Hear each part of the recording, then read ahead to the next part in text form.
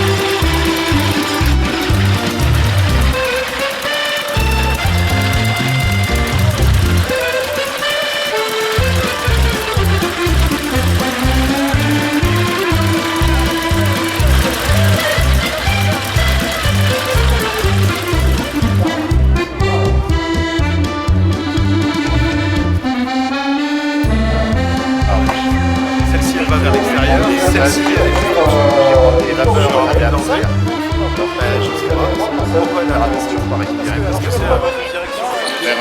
Et je me suis écarté. Votre regard Évidemment, ça comme de l'eau, comme un volcan. Hein. Ça y va, c'est vrai que ça va avoir du mal à sécher. Ouais, voilà. Donc là.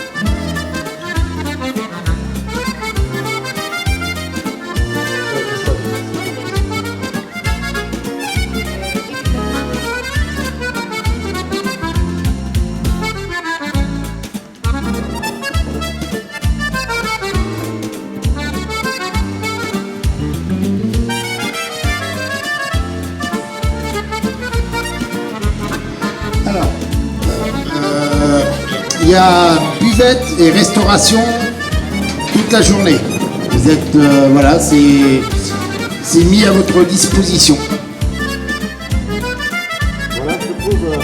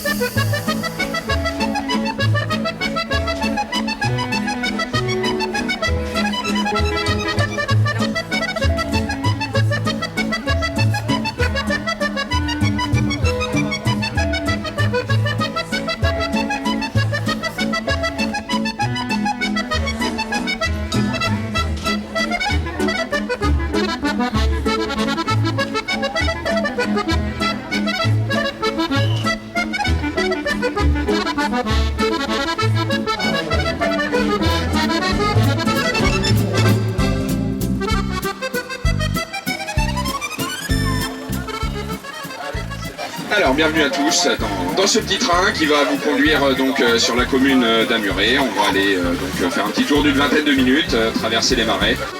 Donc là, pour la petite histoire, il faut savoir que nous sommes sur une ancienne ligne de chemin de fer, voilà, qui a existé au siècle dernier. C'était une petite voie métrique donc d'1 mètre de large qui reliait les communes d'Épanne, qui est derrière nous, et qui allait jusqu'à Ferrières-d'Aunis en Charente-Maritime, pour ceux qui connaissent.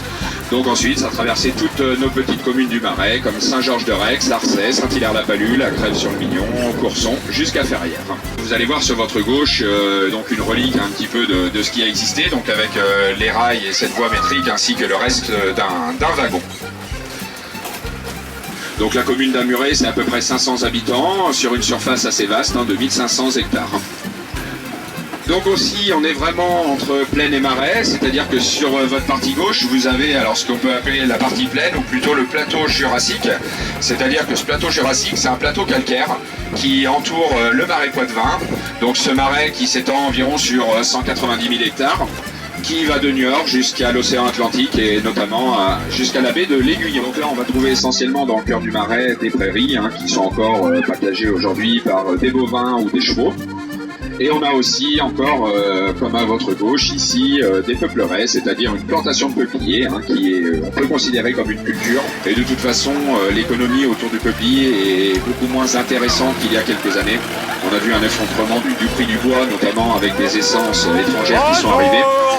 Ensuite, ce frêne est intéressant, il s'est bien adapté au territoire et il a un système racinaire assez important et assez long, ce qui permet de bien tenir les berges au bord des cours d'eau, donc ça permet d'éviter ce qu'on appelle l'éboulement. Donc là dans le bourg, on marquera un petit stop tout à l'heure, bon, une petite particularité dans le village, donc on va s'approcher de l'église, donc l'église datant du Moyen-Âge, de type romane. Cette église n'est pas classée. Par contre, au niveau du cimetière, vous avez ici l'ancien cimetière, il y en a un nouveau qui est un petit peu à l'extérieur du bourg, mais dans cet ancien cimetière, vous avez une croix au milieu, donc c'est la croix, ce qu'on appelle osanière, ici, donc croix osanière en fait qui tient son nom d'une procession qui existait, qui se fait de moins en moins, qui n'existe presque plus à l'époque de Pâques, où les personnes chantaient et le chant s'appelait Hosanna.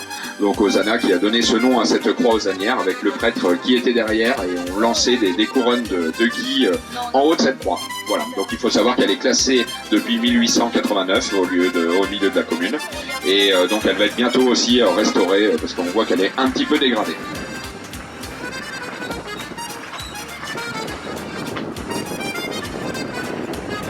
Voilà, donc on va rejoindre tranquillement notre point de départ. J'espère que ce petit tour dans nos marais vous a plu. Et puis, si vous avez des questions complémentaires, n'hésitez pas à venir me voir à la fin de la balade.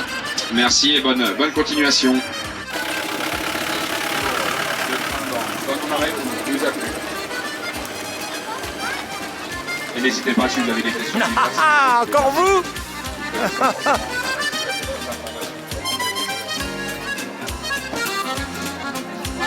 Allez, chef de gare!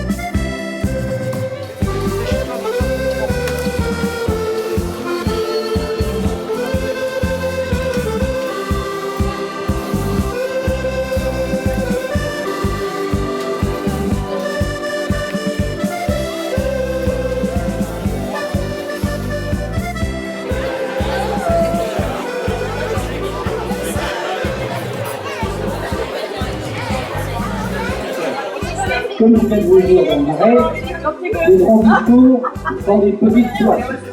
Et les petits discours sont les grandes soifs. Et je vous souhaite donc un bon appétit. Merci. Les enfants, d'accord? Les enfants, hein? Et vous irez chercher papa puis maman, peut-être? Alors, franchement, maman. Voilà. Allez, bonne soirée.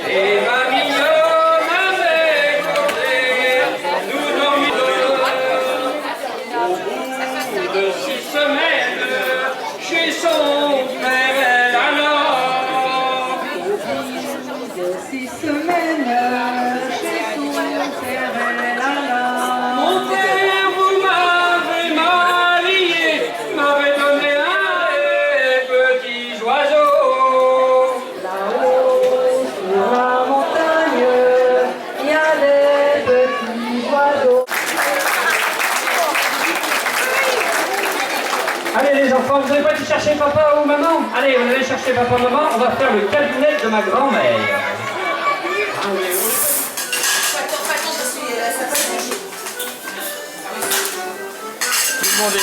Tout le monde est au fourneau là, hein? Ah ouais, ça rigole pas, je vous le dis. Ah non, non, ça rigole pas. Allez-vous les couleurs, hein? Oh là là! Et une sacrée organisation, hein?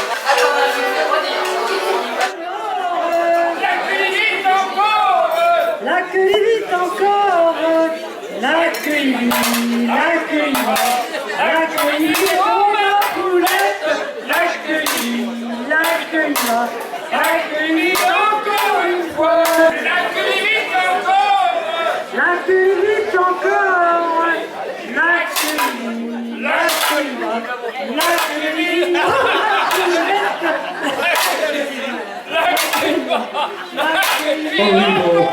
La tête lui tourne, son esprit s'embrouille, oh le bec s'arrêtera, une recette, oh le bec s'arrêtera, une recette et une boira.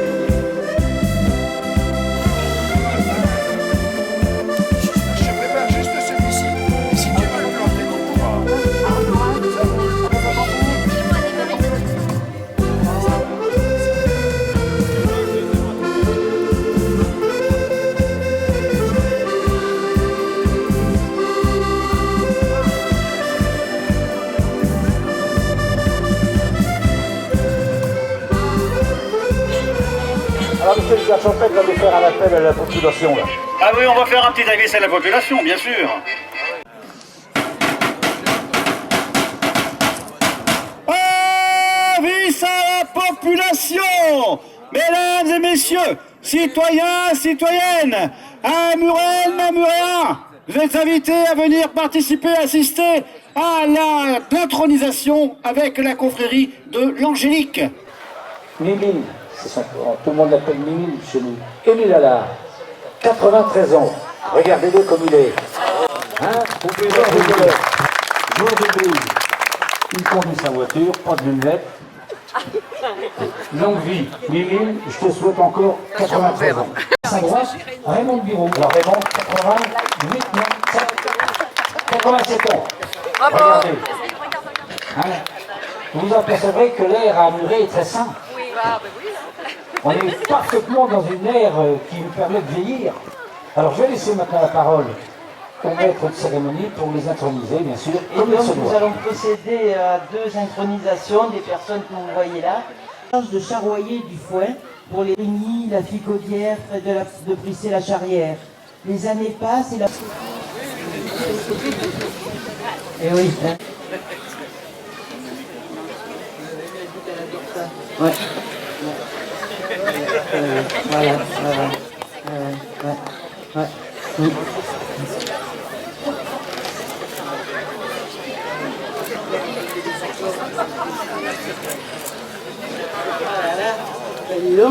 Eh ben dis donc, il est nul. On avait craint que 40 degrés soit trop fort pour eux, mais... C'est bon. Donc, en ce jour, moi, membre de la confrérie de l'Angélique du Marais Poitevin, m'engage à promouvoir l'Angélique, et ceci en tout temps et en tout lieu, à en vanter les vertus médicamenteuses et digestives, et ceci auprès de quiconque, à consommer et faire consommer, et ceci sous quelque forme que ce soit, cette herbe, appelée herbe aux anges ou herbe de Saint-Esprit, à tous les anges que le Saint-Esprit mettra sur ma route.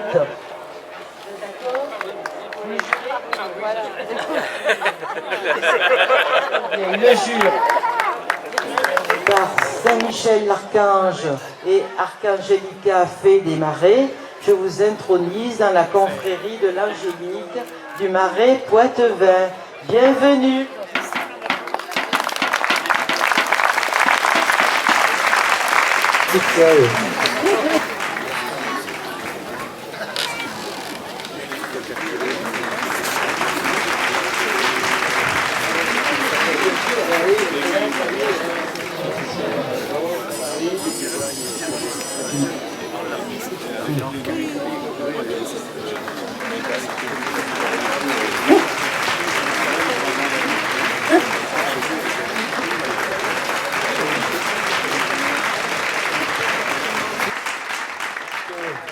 Je vais passer la parole au premier adjoint, car la commune d'Albury a aussi regardé sur une nouvelle culture avec le frêne tétard, et je trouvais ce projet intéressant.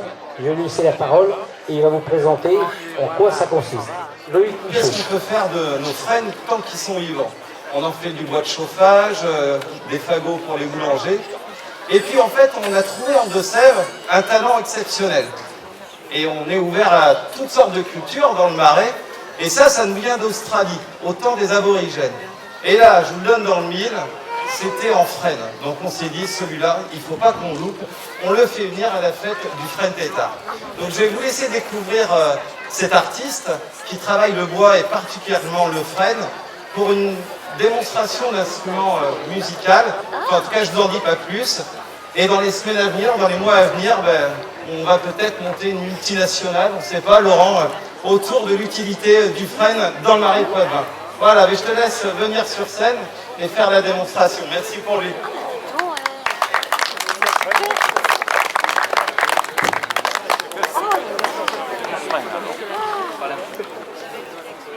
Alors bonjour, moi je m'appelle donc Laurent Fradet. Pour la multinationale, on va peut-être attendre un petit peu, hein, on n'en est pas là.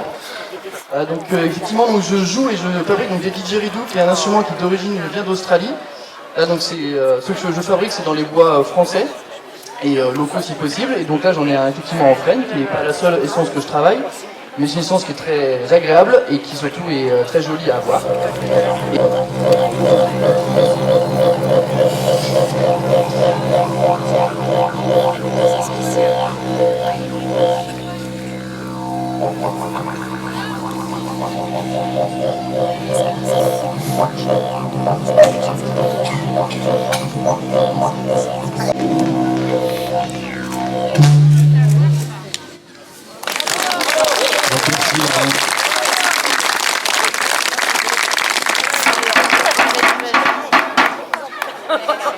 Monsieur le maire, nous vous attendons, nous vous écoutons.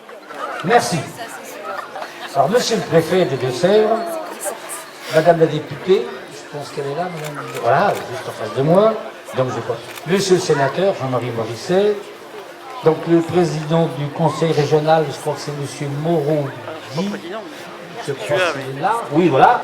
Madame Séverine Vachon qui représente le président du conseil général. Monsieur Jérôme Baloge, le président de la CAN. Et ensuite, bien sûr, les conseillers généraux, donc départementaux, pardon, encore une bourde cette année. Donc je corrigerai ça l'année prochaine si je m'en souviens. Conseillers départementaux. Madame la conseillère départementale, donc, qui est ici, alors et monsieur le conseiller départemental, monsieur Rabat Aïchour, et mes collègues, messieurs les maires de chaque commune, et bien sûr tous les habitants et tous les visiteurs aussi nombreux. Alors tout d'abord, les premiers mots vont aller vers les maires de ce territoire. Pourquoi? Car la commune d'Amuret, c'est une petite commune, peu de moyens, mais par contre, beaucoup de maires solidaires, qui nous ont prêté les Tivoli, donc nombreux Tivoli. Donc, monsieur le maire de Bessines, Jacques, qui est en face de moi, merci pour tous tes prêts de tous les petits Tivoli, 40, 50, je suis combien, le premier adjoint m'a demandé, donc un nombre de petits Tivoli importants.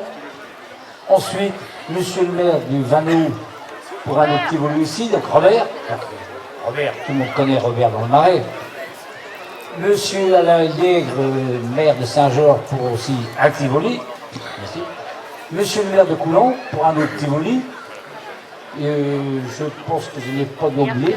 Et puis surtout, la main-d'œuvre des cantonniers. Donc la commune de Sancerre n'avait pas de Tivoli, mais nous avons pris à disposition des moyens humains, nombreux, toute la semaine. Car ce que vous avez ici aujourd'hui, donc que l'on vous a présenté, c'est quand même 3 semaines de travail. Donc je vais m'adresser maintenant aux représentants, bien sûr, du département. Monsieur le maire, cher Marcel, cher ami maraîchien, tu fais partie, si tu nous permets l'expression, d'une race en voie de disparition. Car des hommes et des femmes comme toi, qui connaissent toutes les conches, tous les frênes têtards, tous les peupliers du Marais, ne sont pas nombreux. Merci à toi, ton prédécesseur et les élus qui vous entourent, de semer ces graines d'espoir à travers ces plantations de frênes qui durent depuis des décennies maintenant. Durant ces 20 dernières années, vous avez planté 4 fois plus de peupliers que vous n'avez de population. C'est un signe que votre commune tient à préserver cet arbre emblématique du Marais qu'est le frêne, et de plus têtard. Merci à toi de faire honneur aux petites communes et plus particulièrement à celle du Marais Poitevin. À remercier l'ensemble des bénévoles qui se sont mobilisés pour cette manifestation, parce qu'on sait très bien que sans les bénévoles aujourd'hui, on ne serait pas en capacité de faire ce type de manifestation. L'ensemble des maires, comme l'a très bien dit le maire d'Amuret tout à l'heure, qui ont aidé, on va dire, de manière gracieuse aussi pour l'installation de tous les équipements. Et peut-être saluer aussi ceux qui ont participé tout particulièrement à cette manifestation à Muret. Je pense au premier adjoint que nous avons vu tout à l'heure, M. Michaud, et à M. Thierry Géant, qui ont fait quand même une grosse opération de communication ces dernières semaines, parce que je pense que quand vous habitez dans le secteur, tout le monde aujourd'hui a eu connaissance de cette manifestation. Simplement d'être heureux, parce que comme maire de Niort, moi aussi je suis devenu depuis 2014 un maire maraîchin. Et Marcel qui me regarde un drôle d'air. Mais oui, depuis juillet 2014 et la reconquête du label PNR, Niort est intégralement comprise dans le parc naturel, notamment grâce à Saint-Liguerre et au Marais du Galuchet. Mais maintenant, c'est toute la commune. Donc, je suis désolé, Marcel, mais il va falloir compter aussi avec moi. Le club s'est un peu élargi. Et puis, parce que je suis également président de la CAN, et donc on est toute une équipe, on est 45, Marcel en fait partie, comme beaucoup d'autres qui sont ici présents. Et l'agglo, bien, c'est aussi une grande fierté d'avoir cette pépite du Marais qui est le Marais mouillé. Bon, il y a nos amis vendéens qui sont pas loin, il y en a peut-être ici, donc on déborde un peu. Mais c'est la Venise verte, comme on l'a appelé il y a maintenant presque un bon siècle. Et c'était pour attirer les touristes. Moi, j'aime bien qu'il y ait des touristes dans le Marais Poitevin. Hein, surtout pour visiter nos fêtes, que ce soit au mois de novembre ou durant l'été. Du moment que c'est un tourisme raisonnable. Le Marais, c'est pas seulement un patrimoine naturel, c'est un patrimoine humain et culturel. Et qu'ici, à Muret, au travers de cette fête depuis maintenant 20 ans, vous faites vivre la fierté de cette identité, et c'est quelque chose de très important. Du chemin a été parcouru, on a reconquis le label parc naturel régional. Le frêne tétard a été pas simplement classé, mais un arrêté préfectoral a été pris le 1er juillet 2013. J'allais dire c'était -1, puisque j'ai été limogée du gouvernement le lendemain pour interdire l'abattage de frêne tétard. Mais c'est vrai qu'aujourd'hui, il y a une nouvelle menace. Et je voulais saluer le travail du parc naturel régional et de Catherine, elle est où Catherine Trauma, en particulier, qui est un programme très important de reconstituer cette trame paysagère. Donc c'est très ambitieux et il faut travailler d'arrache-pied dans cette direction.